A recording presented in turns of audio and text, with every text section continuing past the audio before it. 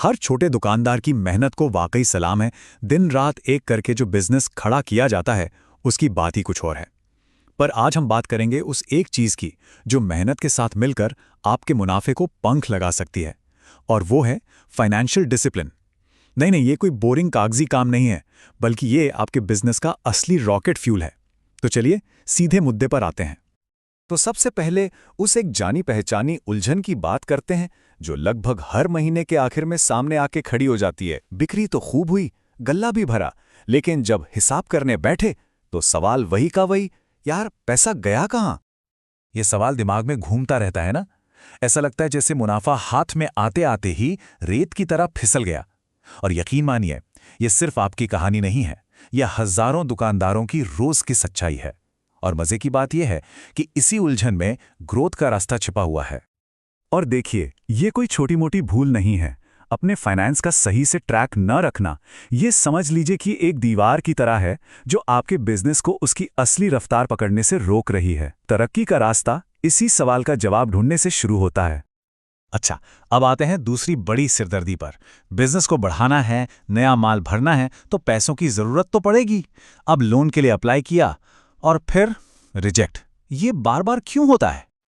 हाँ, मतलब बहुत फ्रस्ट्रेशन होती है इस चीज में। अपना सिबिल स्कोर भी ठीक ठाक है, फिर भी बैंक या लेंडर हर बार कोई ना कोई कारण बताकर मना कर देते हैं। तो आखिर असल में गड़बड़ कहाँ है? ये एक ऐसा चक्रव्यूह है जिसमें कई अच्छे भले बिजनेस फंसकर रह जाते हैं। अब देखिए, यहीं पर असली खेल समझ में आता है।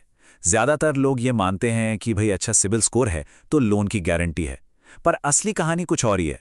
असल में लेंडर्स को आपके बिजनेस की पूरी और साफ तस्वीर दिख ही नहीं रही है। अब आप ही सोचिए, आधी अधूरी जानकारी के आधार पर कोई भी पैसा लगाने का जोखिम क्यों लेगा, है ना? तो मतलब सीधी सी बात यह है, अपने बिजनेस का पूरा फाइनेंशियल चेकअप कराए बिना लोन के लिए अप्लाई करना, ये तो ठीक वैसा ही हो गया जैसे बिना तैयारी के एग्जाम देने चले गए। और नतीजा ज्यादातर मामलों में एक ही होता है, रिजेक्शन। और ये आपकी काबिलियत पर नहीं, आपकी तैयारी पर सवाल उठाता है। तो सवाल ये है कि इस चक्रव्यूह से बाहर निकलने का रास्ता क्या है? रास्ता है अपनी असली फाइनेंशियल सेहत को समझना और फिर उसे सही तरीके से पेश करना। और यहीं पर फाइनेंशियल हेल्थ चेक एक असली गेम चेंजर बनकर सामने आता है। फाइनेंशियल हेल्थ चेक आसान भाषा में समझिए, आपके बिजनेस का एक तरह का एक्सरे है। ये लोन अप्लाई करने से पहले आपके फाइनेंस की हर छोटी बड़ी बात को गहराई से एनालाइज करता है, ताकि आपकी असली ताकत क्या है और कहां पर सुधार की गुंजाइश है, दोनों बातें शीशे की तरह साफ साफ दिखें। और हां, इसको सिर्फ नंबरों का हिसाब किताब मत समझिए, ये तो उस पूरी कहानी को पढ़ने जैसा है जो आपका पैसा आपको बताने की कोशिश कर रहा है। पैसा कहां से आ रहा है, किन छोटी छोटी जगहों पर बह रहा है और उसे मुनाफे में कैसे बदला जा सकता है। चलिए, तो अब आगे बढ़ते हैं और देखते हैं कि ये जो रॉकेट फ्यूल है ये बनता कैसे है।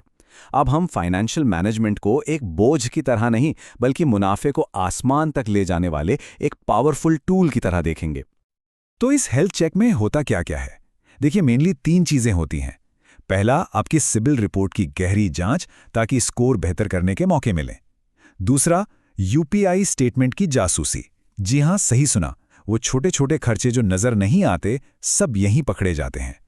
और तीसरा, आपके बैंक स्टेटमेंट का पूरा एनालिसिस, जो लेंडर के सामने आपकी एक दमदार फाइनेंशियल तस्वीर पेश करता है। और ये लाइन तो अपने दिमाग में एकदम बिठा लीजिए। वित्तीय अनुशासन कोई कागजी कार्रवाई नहीं है, ये आपके मुनाफे का रॉकेट फ्यूल है।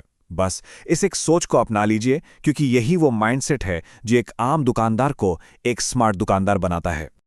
और सोचिए, जब बिजनेस में ये रॉकेट फ्यूल डाला जाता है तो नतीजा क्या होता है? नतीजा होता है डबल स्पीड ग्रोथ।